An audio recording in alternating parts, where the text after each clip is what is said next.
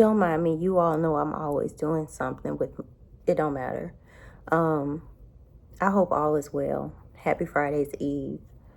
I have, as usual, we all go through things. We go through shit. We might not like it, but it's life. You have to keep putting one foot in front of the other. Fuck it, two tears in a bucket. I used to say that in high school. Goodness. But I was sitting here and I was just thinking about how in a lot of situations, and currently a past situation I was in at a previous employer, and I was putting things together. Like, I remember October 8th was a day that we had a conversation about, my pay increase. And then not even almost a month later, they let me know they were transferring me to another location. No explanations, no nothing, just they wanted me. And I was thinking of all the times people have done wrong by me or done something to me that had them feeling some kind of way when they were around me. I don't hold a grudge. A grudge is not going to do anything but make me look older, and I've already lived a hard life and I don't need to look like it. And it made me think back to when I was a child.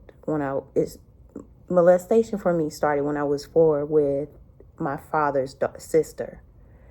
And I remember that no matter how she would treat me, what she would have me do to her or do to me, as a child, you're innocent, you're pure, and those are things that have to this day, people pleasing tendencies that I'm still actively working through. And I remember I would always try to give her a hug goodbye, and she would never give me a hug. When I got older, I told my birth mother first, because if you have the Gates gene, as I call it, then sometimes you just can't tell certain people certain things. And that goes for a lot of people, especially, parents, when it comes to their kids. And she said, I always wondered why she would give everybody else a hug but you. It was guilt. And I was sitting here thinking about how you feel the energy. People will distance themselves from you or, separate themselves from you, and you may not know why. And I realized that it's a guilt that they have within themselves of knowing what it is that they did was not ethical or moral. Not that, many people care, but I understood that no matter, in this moment, I'm understanding that even if someone does me wrong and I forgive them, and I'm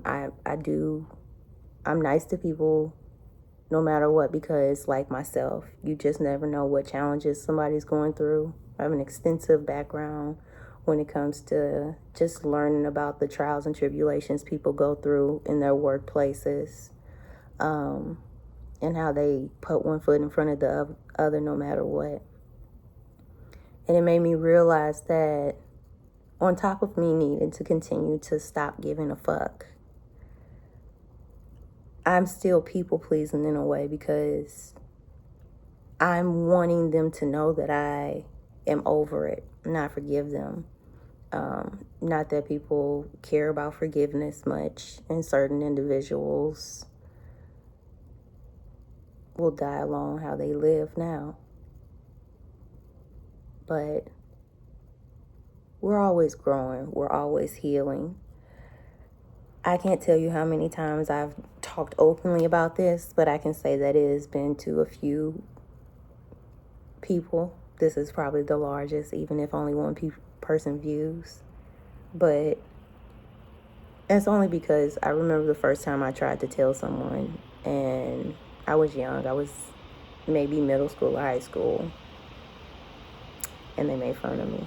So I learned to be quiet. And then I had a relationship, and in all of my relationships, I knew to just keep certain things to myself, especially with that last one, because he taught me that the mind can work in many different ways that I wouldn't have ever thought of. But I come here to say that it took me almost 34 years to realize that the abuse I went through, the molestation stopped around 11. She was the primary babysitter. And that's why I'm very protective of anybody's kids. I am very passionate when people say they don't, but that's a whole nother thing if y'all want me to go into that. But I just came to the realization that no matter how many times I smile, hug, or help someone out, at the end of the day, they might not want to be around me, and this has nothing to do with me. And this is to a whole nother extent, because I understand that people's actions have nothing to do with how they move. And that's why I always move how I want to, which is I do my best to move out of love and kindness. And reflecting back on the past 3 roles that I've had, and there's a reason why sorry means nothing to me. And when someone says sorry, I just know that it's done. There's no hope, there's no faith in whatever it is that they say. And I'm sure that there are certain situations where this won't relate to that. But I just wanted to get on here to say that I hope that you're still learning, you're still growing, you're still healing, and that you're finding out what it is about yourself that bothers you so that you can figure out what it is so you can heal from it. I love you. I appreciate you for taking the time. I really do.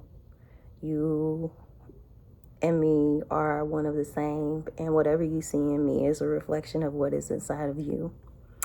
And as I always say, happy Friday's Eve. It is Thursday, and don't let nobody get on your motherfucking nerves. I hope all is well, and comment below if you guys want anything, any updates or anything, or for me to speak on anything. But in these times where things are just so unfair, and you just have to keep pushing. Not that we haven't been doing that already. But I love you. Have a great rest of your day. Don't let nobody get on your motherfucking nerves.